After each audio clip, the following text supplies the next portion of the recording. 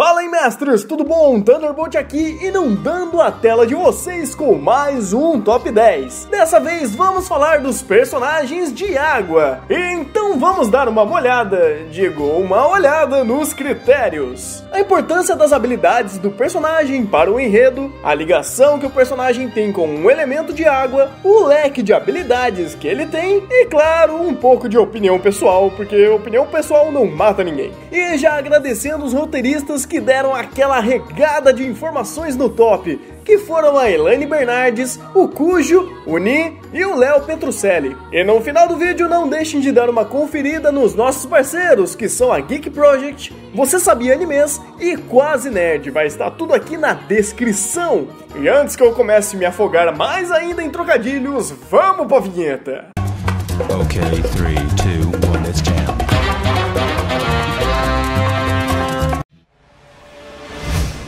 Em décimo lugar, um Onmyoji que usa água de maneira bem interessante. Ryuji Keikain, de Nunari Ryo no Mago. Ryuji é um cara com pensamentos bem binários, onde para ele os yokais são maus e os Onmyoji são bons. E ele segue bem à risca esse pensamento. Ele tem técnicas de Shikigamis e, para quem não sabe, são basicamente invocar seres mágicos. E por mais que seja bem abrangente esse tipo de habilidade, alguns desses seres são baseados no elemento de água, como o Gengen, que absorve fluidos do corpo do seu alvo, e o Gyogen, que cria flores corrosivas de água. Não é um leque de habilidades tão grande assim, e nem ele em si tem tanta conexão com o elemento de água, mas acho muito bacana a forma que ele utiliza esse elemento, e que de fato é um pouco inusitado. Com isso, Ryuji fica em décimo lugar.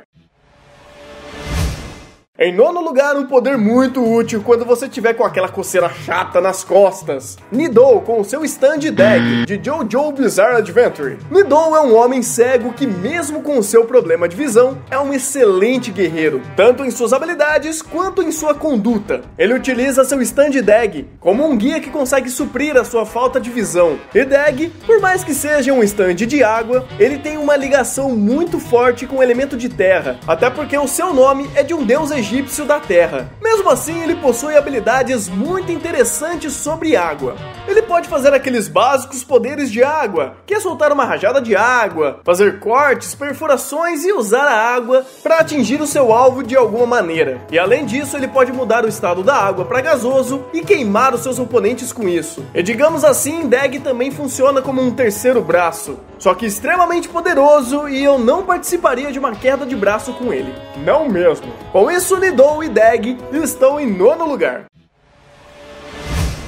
Em oitavo lugar, temos a boneca do rei, que isso ficou um pouco estranho, é um pouco complicado de explicar isso, mas enfim, temos a Indy Darker Than Black. Yin é uma médium sem emoções chamadas de Doll, e como toda Doll tem a capacidade de se comunicar com espíritos, e no caso dela, ela consegue enviar os seus espíritos observadores para se projetarem em qualquer lugar que tenha água, desde um copo de água até uma poça. Qualquer lugar com esse elemento está ao alcance de sua comunicação, e essa comunicação, no caso, é rastrear e observar tudo que tiver ao redor, perto desse lugar que ela se projetou. Mais pra frente, as suas habilidades de manipular espíritos começam a ficar realmente perigosas. Ela consegue manipular suas habilidades de forma ofensiva também, mas de fato isso tudo começa a cair muito mais pro lado espiritual do que de fato do elemento água. Então Yin está em nosso oitavo lugar, por ela usar de uma forma bem interessante o elemento de água.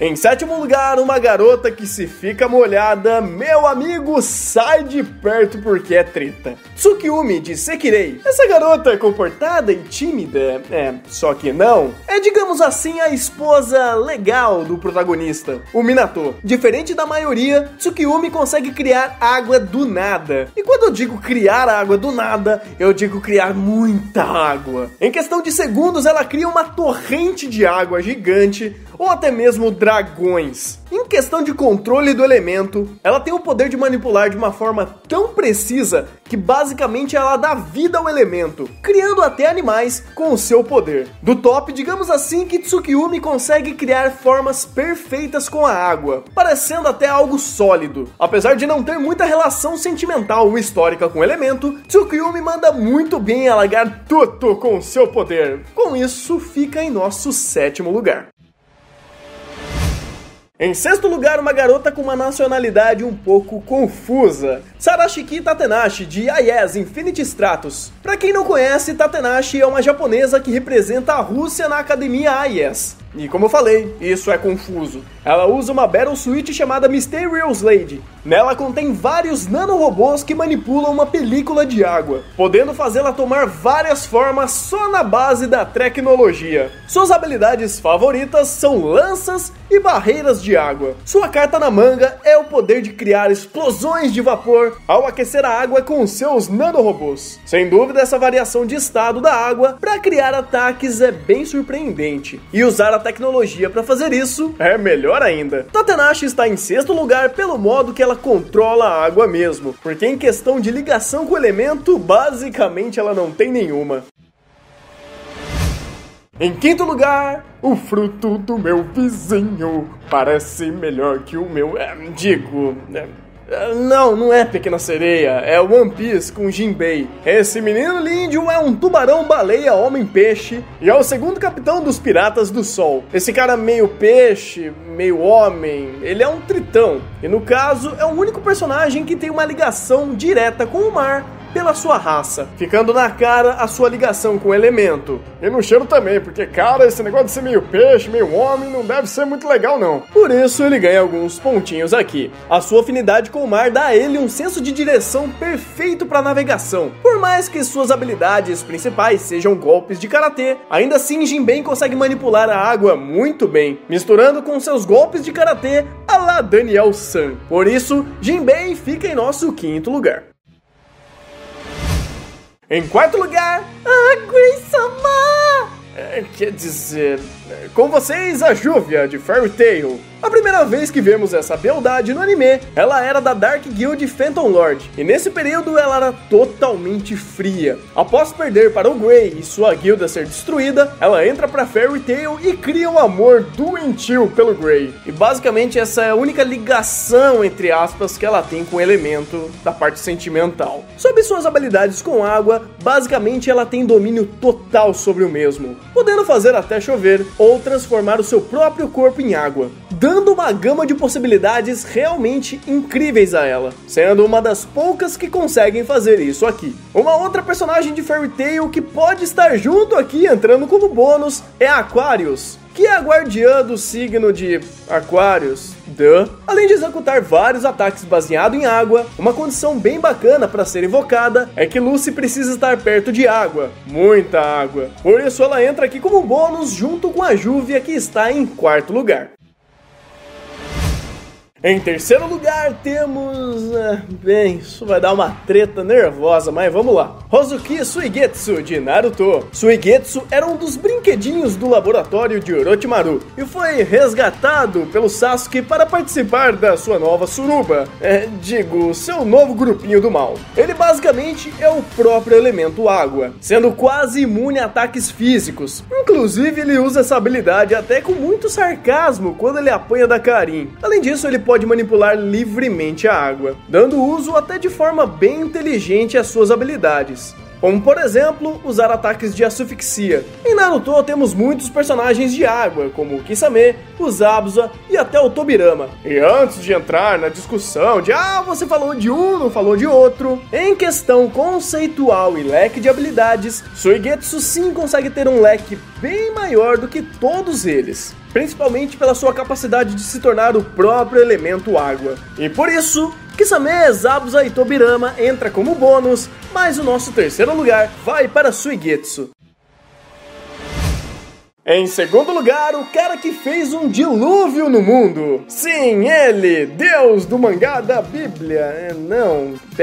O Poseidon, de Cavaleiros do Zodíaco. Ele é irmão de Hades e Zeus, e como seu próprio nome já diz, ele é o deus dos mares, pelo menos na mitologia grega. E por ser entre os deuses o mais representativo do elemento, ele tem poder absoluto sobre a água e manipula da forma que quiser. Por ele ser o deus grego do mar, eu acho que não preciso explicar mais sobre a sua relação com a água, não é mesmo? Seu parque de diversão é basicamente todo o planeta. E por favor, não leva a sério esse negócio de Deus, Bíblia, dilúvio, mas de fato ele criou um dilúvio no mundo. Ele multiplicou a água para basicamente cobrir o planeta inteiro com ela. E se não fosse pelo Seiya e seus amigos, o mundo estaria perdido. Valeu, Seiya, por causa de vocês, hoje não somos sereias e tritões. Ficar me delongando mais ainda sobre Poseidon seria ficar chovendo no molhado. Por isso, eu coloco Poseidon em segundo lugar. E antes de ir pro primeiro lugar, depois que terminar o vídeo, passa aqui na descrição e confira o próximo top 10, que será os poderes de trevas. Ok, eu sei que não vai sair semana que vem, mas ajude a gente com as suas opiniões. Então confere lá na descrição e bora pro primeiro! Em primeiro lugar... Poxa, Thunder, de novo um personagem do Avatar. Sim, mais uma vez um personagem de Avatar. Dessa vez temos Katara. Sim, Katara é uma verdadeira mestra da dobra de água, chegando a níveis realmente extremos na sua melhor performance. Além de dominar a água para executar ataques simples como rajadas, corte, perfuração e todos aqueles tipos de ataque que a gente já está bem acostumado, ela consegue controlar a água em todos os estados dela, seja sólido, líquido ou gasoso. E claro, ela consegue fazer a água transitar nesses três estados, coisa que basicamente só ela faz aqui. Não só isso, mas de fato ela consegue controlar basicamente tudo que tenha água, inclusive o sangue e o dolinho também, tendo uma habilidade extremamente rara entre os dobradores de água, que no caso é a própria dobra de sangue. E para fechar, ela consegue usar a água para curar, usando suas propriedades místicas e químicas para fechar ferimentos e fazer até limpezas espirituais, ganhando assim o título de maior curandeira de sua época. Sem dúvidas, Katara é uma excelente personagem quando o assunto é manipulação de água, e por isso ela está em nosso primeiro lugar dos personagens que manipulam água. Então é isso, mestres, espero que vocês tenham absorvido mais conhecimento com esse top 10. Se você gostou, já deixa seu like e inunde as redes sociais compartilhando o vídeo para todos os lugares. Se você é novo por aqui, seja muito bem-vindo e beba da fonte do botão de se inscrever para receber os nossos próximos vídeos. E deixe também aqui nos comentários quais personagens vocês acharam que faltou, o que você não gostou, o que você gostou. Fale o que você está pensando e seja gentil também nos comentários. Confiram também os outros vídeos que estão aqui na tela e confiram todos os links aqui na descrição. Então é isso, mestres, bom anime e até o próximo vídeo.